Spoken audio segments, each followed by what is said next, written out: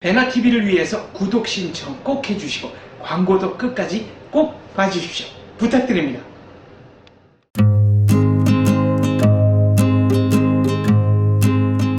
허원순 의원이 들려주는 세상 이야기입니다. 자, 신문에 이 거제도 한국조선 굉장히 심각하다. 네. 사실은 우리 조선 업종이 대표적인 구조조정 업종으로 지적된 게 어제 오늘 얘기는 아니고요. 지난 주말 그러니까 우리 총선 끝나고 첫 주말에 많은 기사로 나온 거는 사실은 해운 업종의 이야기가 많이 나왔어요. 해운 조선. 네, 이거 뭐 사실은 같이 가는 그건데 해운 업종 먼저 얘기를 좀 하면 유일호 경제부총리 겸 기획재정부 장관 유일호 경제부총리가 미국 그 이제 국제 행사자 출장을 나갔는데 기자들하고 만나고 계속하면서 그 우리나라 해운 선사 이대로 안 된다 구조정 안 하면 정부가 나서겠다까지 좀 강하게 얘기했습니다. 여기서 해운 다 망한다는 얘기예요. 예, 해운 선사라는 건 제가 전에 이 프로그램에서 한번 인사 참 내용 소개해 드렸습니다만 한진해운, 현대상선 이런 겁니다. 한진해운은 이제 대한항공에서 원래 같이 있다가 떨어져 나왔었고 한진고 그룹에 있었고 현대상선은 현대자동차 말고 현정은 여성 CEO가 하는 그 좁은 의미의 현대그룹, 현대상선, 현대엘리베이터, 현대경제연구원 하는 바로 현대아산 거기에 있는데 그 예전에 용선 계약이 잘못되고 또 과당 경쟁하고 글로벌 경기 침체 등등으로 용선 계약도 뭐 엉망으로 해버린 거예요. 경기적으로 비싼 용선 계약 그 다음에 비싸게 배를 도입한 거, 그 다음에 또 뭐 세계 이 해운사들이 이렇게 보니까 전부 다 연맹으로 가더라고. 우리 왜 비행기 타면 마일리지가 스타일 얼라이언스, 그렇죠. 뭐 무슨 얼라이언스, 스카이팀 뭐 해가지고 전부 다 마일리지 제휴하듯이 이것도 뭐 국제 머스크니 뭐니 해가지고 전부 다 제휴되는데 거기에서 우리가 주도적으로 못 가니 우리도 국제적으로 굉장히 큰 해운 선사들이지만 주도적으로 못 가니까 거기서 이제 말하자면 좀 고립화되고 또 경제가 글로벌 경제가 확 줄어들었잖아요. 세계 수출도 물량도 뭐 어려워지고 이러니까 용선 그 물량도 줄어들고 어쨌든 그런 이후의 과당 경쟁 등으로 이미 작년부터 뭐 대표적으로 한 게 우리 국내에서 구조정 필요하다는 게 늘 해운 선사, 해운, 그다음에 조선업종, 뭐 그다음에 철강, 건설, 석유화학 이렇게 5개가 꼽혀왔잖아요, 그죠? 그래서 그거를 이제 유일호 총리가 해운 선사 이대로 안 되겠다.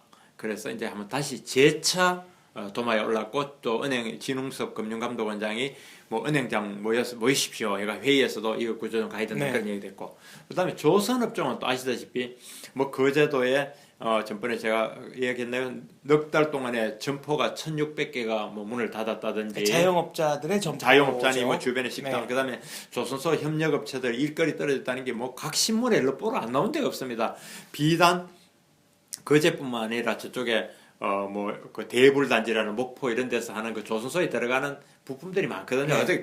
우리가 말하는 대불공단, 조선소라는 거는 크게 만들어서 용접 만들어서 조립하고 뚱땅뚱땅 도커에 마르는 거지. 거기 들어가는 무수한 부품들 협력업체 경주에도 있고 울산 주변에도 있잖아요. 그런 협력업체들 어려워졌다 이런 얘기 나오면서 또 거기에 대우 조선소의 그 분식회계 나왔죠. 분식회계라는 걸 장부를 정상적으로 하지 않아서 한 2조 원 정도를 부실을 뭐 말하자면 좀 뭐랄까 아직 정확하게 하나 좀 감추었다. 그게 속인지 아닌지 아직 좀 조금 더 말씀만. 그게 이제 계속 수주를 하면은 캐시플로우 돈이 돌아가니까 잘 안 보이는데 수주를 못 하게 되니까 이제 한꺼번에 뻥 터진 거예요. 그도 있고 또 이제 그 CEO가 바뀌면 이제 자기 혼자 책임 다 덮어 있으니까 전에 이런 일이 있을 때가 털고 가려는 그런 것도 경영에 관행이 있고 또 이번에는 어쨌든 그거를 한 안진 저 딜로이트 거기 회계법인이 회계 오류가 있었다 인정도 하고 해서 어쨌든 그런 부실이 확 드러나서 오죽하면은 우리나라 조선소의 부실을 다 정리하면 국책은행인 산업은행과 수출은행 특히 수출은행이 휘청거리 넘어갈 정도이기 때문에 정리를 할 수가 없다. 이대로 끌고 가서 어떻게 정리해버리면 그랬거든요. 그래서 수출은행에 지금 정제를 하고 이런 일들이 계속 진행되고 있습니다.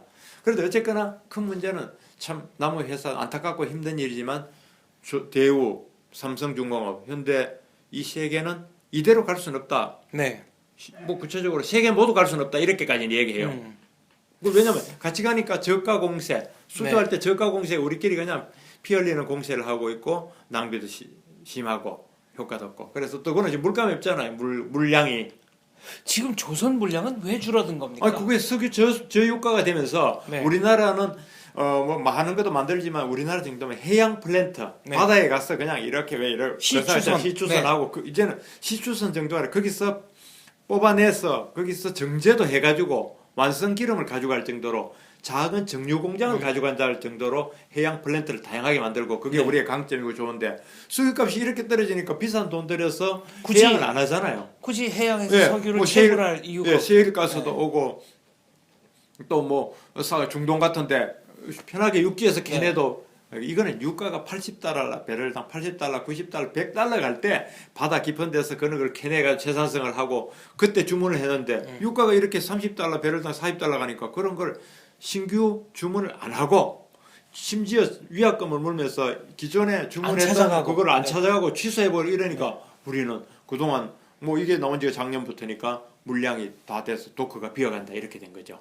물론 뭐 다른 요인도 있겠죠. 그런데 우리는 해양 플랜트에 너무 과도하게 의존을 했다. 다른 배 뭐 여기서 유람선도 만들어보고 다양하게 했어야 되는데 그걸 못했다는 측면도 있을 것이고 또 아까 해운 선사가 어렵다고 말했듯이 뭐 단순히 컨테이너나 대형 그런 벌크 배리어 벌크 화물 싣는 거는 부가가치도 별로 없고 우리 국내는 못 만드는 게 그거는 만들면 때 중국을 넘겨줘야지 인건비가 중국도 그 구조조정해야 될 정도니까 그러니까 아주 곱사등이 껴서 최첨단 배를 만들기는 요트라든가 이건 아니고 그다음에 뭐 아까 뭐 벌크선이라든가 컨테이너 캐리어는 중국에 넘겨줘야 되고 가격이 안 맞으니까 우리 한 사람도 500만 원 주고 써야 되면 중국은 100만 원 주고 써도 되는데 그거 용접하는 기술인데 뭐 됩니까? 근데 중국도 심지어는 중국도 과잉이라서 많이 했죠. 많이 네. 했습니다. 중형구조조정. 그래서 어쨌든 아까 말한 대로 해운 한 축, 그다음에 조선이 이래 되는데 조선은 좀 지지부진해진 게 조선을 워낙 큰 그게 되니까 하면은 수출입 은행이 어려워진다. 수출입 은행과 산업은행까지 함께 휘청거린다. 정부는 감당할 것도 없다. 이런 요인이 하나 있었고 또 하나는 우리 선거 때 한번 돌아볼까요? 총선 때 선거 직전에 네. 대우 조선 삼성의 두 노조가 나와서 거제시청에서 공동 기자회견 해가지고 여기 산업 고용 위기 지역으로 지정해달라. 네. 그거 지정되면은 함부로 이제 못 자르거든요. 그거 해달라고 그거 해주는 국회의원 네. 지원하겠다 해가지고 또 일부 국회의원 가서 그거 그래야겠다고 이런 경우도 있고 새누리당의 김무성 대표라는 사람은 현대에 가서 현대 구조조정 없도록 하겠다. 구조조정을 제일 추진하고 지원해야 될 사람이 구조조정 없도록 하겠다고 그랬습니다. 아니 그러면은 구조조정 안 하면 그렇게 해서 생긴 기업의 손실은 본인 재산으로 냅니까? 아니죠. 표 외에는 난 몰라죠. 네. 표만 내표게. 그것도 달리 구조조정을 진두지휘하고 압박해야 될 사람 그런 네. 얘기 하다 보니까 오늘날 이렇게 말하자면 100으로 막을 걸 지금 1000으로 막아야 되고 1000으로 막을 걸 지금 안 막아 만으로 막아야 될 그런 상황이 됐다 이거죠. 그럼 이제 해운과 조선, 예. 한국의 해운과 한국의 조선업은 어떻게 가야 됩니까? 자, 그래서 제가 여기서 구조조정을 뭐 전문가들이 워낙 많고 은행들이 알아서 할 거고 저도 이렇게 말해서 힘듭니다. 아, 이거 쉽지 우리 않습니다. 외환위기 때 해봤고 글로벌 금융위기 때 한국에서 특히 구조조정은 어떻게든 사업부를 없애고 이렇다 보니까 인력 감축으로 이어질 수밖에 없습니다. 인력이 있다 하더라도 임금을 줄이고 부서를 줄이고 하다 보면은 수입이 줄어들 수밖에 없습니다. 네. 피나는 일이죠. 근데 다 죽느냐 팔 하나만 여기 상처에 고름 짜내고 피 흘리고 살아날 것이냐 그 문제인데 제가 주목하는 건 중국입니다. 중국은요. 중국에도 공급 과잉이 많이 되니까 철강하고 중국에서 뭐 경우는 좀 다릅니다만은 석탄 같은 데서 중국 구조조정 한번 하면 인구가 워낙 많으니까 실업자가 이번에 구조조정 180만 명이 나오고 막 이래요. 단위가 다르네요. 네. 우리보다 하여튼 동그라미 하나 더 붙는다고 해야 되면 하나 이상이 더 붙는 거죠. 뭐 수능 시험 보면 960만 명이 치느니 어쩌니 하니까 네. 인구 자체 그러니까 그죠? 그렇든 간에 180만 명의 구조조정 실업자가 나와도 중국이 옛날에 그 구조조정 했듯이 그래 구조조정을 한다는 거예요 중국이. 네. 이건 뭘 의미하느냐? 중국이 우리가 무서운 게 중국 자본이 축적돼서 전 세계 괜찮은 기업을 M&A가 물량을 다 써버린다. 이것도 무섭죠. 중국 기술이 우리 코 밑에 따라와서 뭐 일부는 우리를 능가하고 따라왔다. 이것도 무섭죠. 그런 우리 기술에 우리에 따라와가 우리가 경쟁자가 되거나 넘어서는 거 못지않게 중국이 자본을 축적해서 우리를 넘어서 글로벌 시장에서 좋은 기업을 사는 것 못지않게 구조조정을 할 수 있다는 게 저는 무섭다 이겁니다. 그게 경제를 살리는 길, 굳이 시장경제라는 이름을 안 붙이더라도 산업을 더 튼튼하게 하는 본질적인 메스에 중국은 다가섰다 이겁니다. 네. 우리 못하잖아요. 우리는 못하죠. 우리는 구조조정을 못한다고. 구조조정 왜 못하느냐? 정치권이 개입하고요. 정치권이 우선 강력 개입하고요. 그 정치권이 개입하기까지 노조가 짱짱하게 버티는 겁니다. 그러니까 네. 노조 버티죠. 정치 사회적 압력도 막 종개종간냐에다가 지자체장이나 정부도 님 탓에 님 탓. Not in my term. 내 임기 중에는 좀 안 하고 갔으면 좋겠다. 이런 것들이 다 정치권. 그리고 노조도 뿌르륵 하면은 지자체장이나 국회의원 찾아가가지고 막아달라 하고요. 이러니까 우리는 구조조정 못하니 중국은 한단 말입니다. 180만 명의 산업, 아까 철강과 석탄 했으면 180만 명의 실업자가 나오는데도 중국인들 그렇게 겁 안 나겠습니까? 실업자 나와 사회적 압박이 안 되겠습니까? 농민공 문제가 당의 부담이 안 되겠습니까? 그러나 시작을 하면은 나중에 더 튼튼해져서 키울 수 있다는 거예요. 저는 중국의 무서운 게 아까 축적된 자본도 따라온 기술도 다른 게 아니라 그런 구조조정이 갈 수 있다는 거. 우리는 보십시오. 아까 선사, 해운, 그다음에 조선 그렇게 문제의식이 다 느낍니다. 장 대표님 어디 가서 막 그런 얘기 하죠. 저도 금융권에 사람 만나보면 그런 얘기 합니다. 공무원들 다 얘기합니다. 액션이 없어요. 네, 특히 해운사나 조선사는 부실 규모가 조 단위니까. 네. 네. 그러면 이제 그렇게 점점 나누면 나중에는 전부 다 집단 법정 관리를 간다든가 부도라든가 더 어려운 사태에 들어갈 수도 있다 하는데 저는 하여튼 오늘 우리 얘기하기로서는 중국은 구조조정을 그렇게 하는데 우리는 못한다. 그러고 못하는 시스템이 굉장히 간단한 무사안들이 아니다. 이것들이 무섭습니다. 아무튼 중국은 뭐 자발적인 의미가 아니라 정부가 다소 강압적인 힘을 동원해서 하는 구조 조정이기는 하지만 그러나 전체가 다 망하려는 조짐이 보이면 그렇게 비상 수단이라도 쓸 수 있는 것이고 우리는 그게 상대적으로 이제 좀 그게 이제 이렇게 때문에. 봅니다. 우리는 전 이렇게 봅니다. 그게 중국 정부라서 가능하다고 말할지도 모릅니다. 중국은 사회주의 아니냐, 국가 권력이 강하고 이것이 아니냐. 근데 그거는 부분만 맞는 얘기일 수도 있습니다. 뭐냐면 중국 정부인들 늘어나는 실업자와 한쪽에서 그게 왜 다 정치적 부담이 부담스럽습니다. 아니겠습니까? 정부는 그 때로는 그런 용기를 내야 되거든요. 네. 채권단은 그런 어떤 부담과 부딪히는 어떤 용기를 내야 되는 건데 그러고 두려움에 내 손에 피를 묻히는 그게 두려움을 떨쳐내야 되는데 우리는 그런 부분을 못하지 않느냐. 그게 이제 안타깝다. 일단 막상 참 이런 상상을 하기는 싫습니다만 모두가 망하는 상황이 되면 그때는 이제 구조조정을 해도 살아날 수가 없는 거죠. 그래서 구조조정도 타이밍이 있는 거죠. 그래서 그 타이밍이라고 하니까 사실은 그 타이밍을 시간으로 본다면 이제 남은 올해뿐입니다. 이왕 이제 선거는 이제 끝났고 보십시오. 내년 되면 또 내년에 대선이 있지 않습니까? 네. 대통령 선거 있으면 또 요구 조건에 이런 게 압박이 되니까 그러니까 지금부터 그래서 어떤 사람들은 그런 얘기입니다. 올해 지금부터 연말까지 막 8개월 정도 됩니까?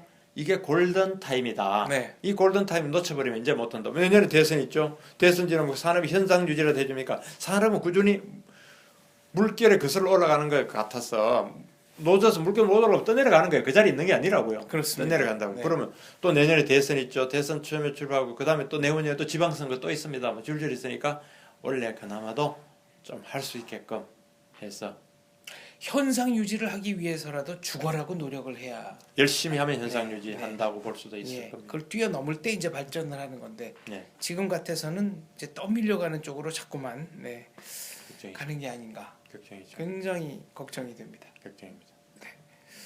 결국은 한국 해운과 조선은 뾰족한 수가 없는 거네요. 용기를 내 가지고 용기를 내서 그래서 저는 이렇게 생각합니다. 그럼 아예 정치권이 어나운서를 하는 거죠. 우리 간섭 안 한다. 네. 개입 안 한다. 노조도 참아라. 그리고 이거는 순수히 채권단이 알아서 한다. 채권단과 그 기업이 알아서 해라. 네. 그러면 됩니다. 그럼 채권자는 내 채권을 빌린 거 회수를 하기 위해서 돈을 빌려줬기 때문에 출자 전환을 하고요. 부실한 경영진을 바꾸고요. 그다음에 돈 안 되는 사업 부분을 정리를 하고요. 또 돈 되는 사업부 중에서도 그거 현금 필요하면 그것도 정리를 하고 해서 하게 됩니다. 그걸 정치권이나 이런 데서 개입하고 노조가 거기서 농성하고 이런다고 들어가지 말라 이거죠. 역설적으로 말하면 정부의 즉각적인 지원 없이는 지금 해운이나 조선은 거의 다 망한다 이런 말씀이시네요. 그거는 조금 달리 볼 수도 있습니다만 적극의 지원보다 장기로는 뭐 안 된다 이렇게 네. 장기로는 이대로는 장기로는 안 된다. 네. 이대로는 장기로 안 된다. 그러고 그렇게 몇 달 더 가는 보다 뭔가 하여튼 정리를 하면서 구조조정을 하도록 해야 된다.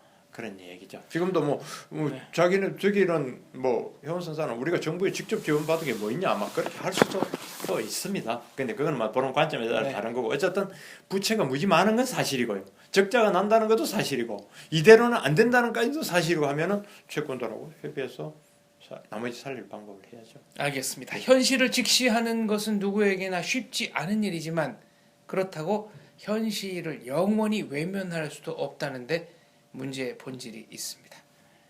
말씀 잘 들었습니다. 네. 감사합니다.